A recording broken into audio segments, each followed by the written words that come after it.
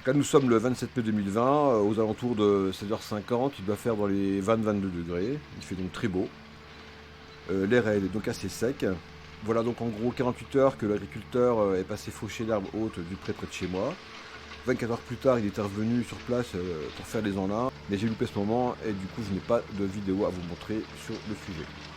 Donc 48 heures plus tard, le paysan en fait il a fait appel à un prestataire de service, un prestataire sous-traitant, qui s'occupe de la mise en ballot de cette herbe fraîchement coupée. Dans ce procédé, on voit donc que derrière le tracteur, il y a une ramasseuse presse, c'est le nom de cette machine, qui fait des ballots d'environ 400 kg. Une fois ce ballot terminé, il tombe alors dans la partie arrière de la machine avant de tomber à terre. Ces presses ramasseuses, tractées, sont des machines dédiées à la collecte des foins ou des pailles et à leur mise en forme de bottes ou de ballots afin de faciliter leur manutention et leur stockage avant la distribution de la paille ou du foin au bétail plus tard, durant l'hiver, voire l'été ou carrément l'automne. Ces ramasseuses presses à balles cylindriques, appelées aussi presses à balles rondes ou roundballer, je ne sais pas comment on dit, ramassent le foin ou la paille en andin et le presse par enroulement à l'intérieur de la chambre cylindrique. Oui, donc là on voit là, le rouleau qui va arriver à l'emplacement où il va être filmé.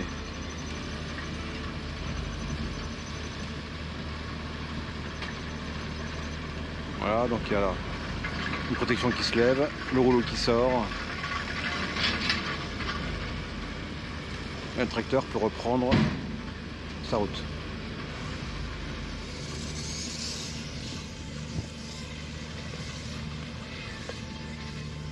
Pour permettre la réalisation des balles d'ensilage destinées à être conservées par enrubanage.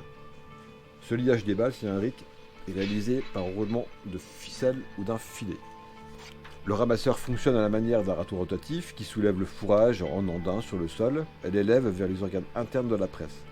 La densité de pressage caractérise le degré de compression des balles, exprimé en gros en kilos par mètre cube. Plus la densité est grande, plus les contraintes en fin de pressage sont importantes. En fin de pressage, les balles sont liées par simple enroulement d'une ficelle ou d'un filet. Ici, on peut voir que à la fin du pressage, les balles en fait elles sont enroulées par un film étirable qui permet de bien les serrer. La porte arrière des ramasseuses à balles cylindriques est basculante afin de permettre la sortie des balles de la chambre après le pressage. L'opération d'éjection des balles s'effectue à l'arrière comme on peut ici l'observer.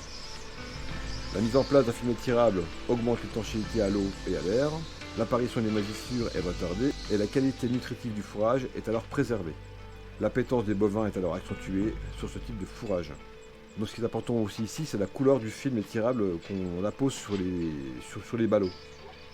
Avec le blanc comme ici, le fourrage chauffe moins, mais ça attire les insectes. Ce qui fait comme ça attire les insectes, ça attire les oiseaux, qui eux peuvent risquer de percer le film. Donc la couleur noire du film, en fait, lui, il peut faire chauffer le pourtour de la balle. D'où une couche un peu qu'on dit caramélisée de la paille, dont raffole en fait le bétail, mais dont la qualité nutritive est beaucoup plus faible.